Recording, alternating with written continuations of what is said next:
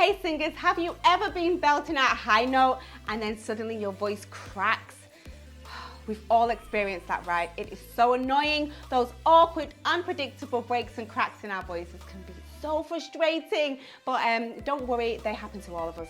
They happen to all of us all the time. Not all the time, but sometimes. But the good news is that with knowledge and targeted exercises, we can really minimize those pesky cracks and sing with more smooth transitions. So why do cracks happen in the voice in the first place? So it comes down to the coordination between your vocal cords and your breathing muscles. Now, when transitioning to higher notes, the vocal cords, they need to stretch thinner to vibrate faster.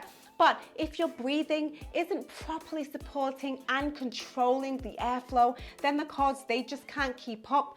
So they momentarily lose contact, and this is what causes those cracks and those breaks to happen in our singing voice, which is just so annoying. But you know, one of the ways to deal with it is to really just strengthen your breath support and resonance, and just to keep everything as stable as possible during register shifts. So let's go through 3 great exercises that can really help to stop cracks in our voices.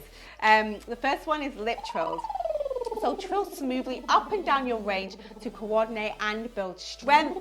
And then the next one is straw phonation. Now the resistance helps control airflow and support the voice. You want to slide between low and high pitches. So number 3 is vowel blends. Moving between vowel sounds like ooh and ah, and just really going from a low note to a high note and then back down again, just to really smooth out your register transition. Now, remember to incorporate these into your regular vocal warm-ups. With consistent practice, you're 100% gonna gain better breath and vocal cord coordination so that you can sing crack-free, sing with more of a smoother transition. Now, the most important thing is not to get discouraged by vocal cracks happening. As I've said, they happen to all of us at times.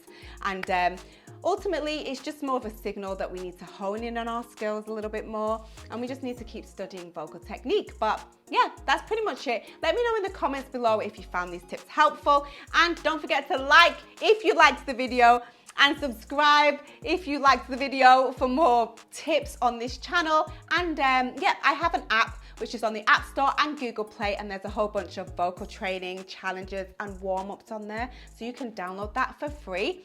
And yeah, I'll see you soon. Nice.